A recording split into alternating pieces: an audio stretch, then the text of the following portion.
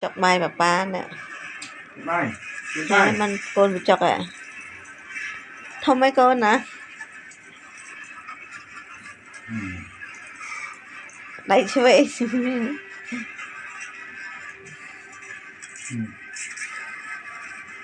Ê Đáy đứng không? Chọc đáy không? Nắm không?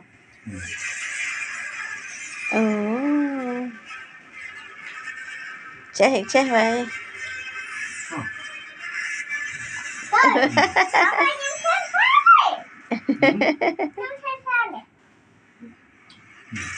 Papa nhanh lên.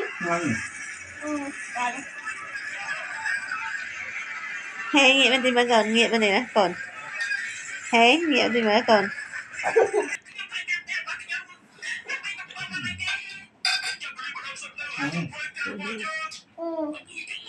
Nhưng mà hết rồi. Nhắm hơi Liên pênh nhắm muốn pa vào rồi Nhưng mà đây rồi. Ok, nhầm ai thôi.